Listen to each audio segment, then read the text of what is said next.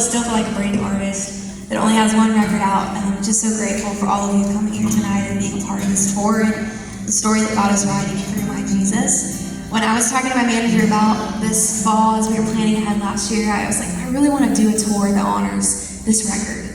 My Jesus, the record was nominated for a Grammy this year. And it just feels like I needed to honor what God did through these songs and this record, and then just get the chance to meet you guys and get to be a part of this. So thank you. I want to share a little bit of my testimony, if y'all are okay with that tonight. I grew up in a beautiful city, Lexington, Kentucky. Just absolutely beautiful there. And I grew up next to a creek, and so me and my brother and my sister were always getting into something in the creek or in the neighborhood.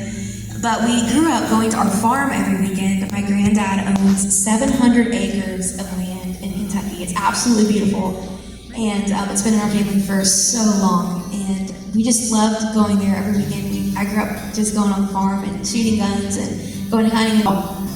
Just how to love God during my childhood. My parents did a really good job at raising me in the love of Jesus, but also the fear of God, and teaching me that I had to fear Him, and just so many incredible things. And so they've just been really, really important to me as I've kind of walked through this journey the last few years.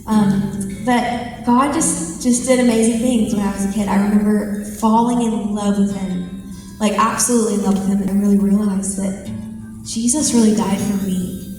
Like the God of the universe sent His Son to die for me. He loved me that much.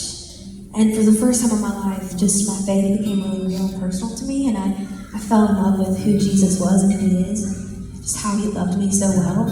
And so I became a Christian in 7th grade, and I never looked back, and I fell in love with who Jesus was. And that's really where my faith started. And growing up, I always wanted to be an astronaut. I wanted to work for NASA. It was my biggest dream and my plan for my life and my future. And my parents took me to NASA when I was in 8th grade because I wanted to be an astronaut so badly, and they believed in me enough, so they took me to NASA, and we met with them and talked about what it would maybe look like to, go that direction in life. And that was my plan. But then in 2017, I was a sophomore. I was going into my sophomore year of high school. I was 15 years old.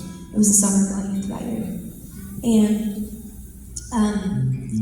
I had a really sweet school year and start to a beautiful summer. I was out with some friends that day, and we were having a blast. And I go home that night, go to bed. It's a normal day. This was June 6th of 2017. And I wake up in the middle of the night, about 3:30 in the morning, to a knock at the door. So I was half asleep, and I look out the window, and all I could see were flashing red and blue lights. And so I knew something had happened, but I didn't really know what was going on.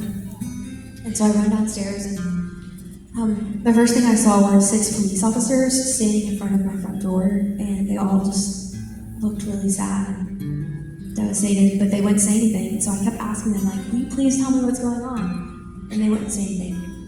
So then I walk into my living room right around the corner, and I see my mom and my dad in complete and total despair. My mom was pulling her hair out, screaming and crying. My dad was weeping with his head in his hands. I had never seen my dad cry in all of my life, and he was weeping. And I knew it had to be about my brother. And so I went over to my dad, and I just said, the first thing that came to my mind was, Dad, is he gone?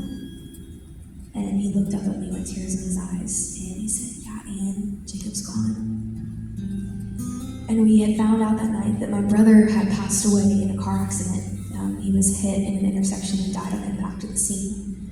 And it was beyond tragic. I remember, 15 years old, it ripped away the rest of my childhood. I remember kind of coming to this realization in that moment that, wow, I have to live the rest of my life without my brother. And it was so devastating and so heart-wrenching. But in that moment, there was this still small voice in God spoke to me, and He said, in that exact moment, Ann, are you going to trust me or are you not?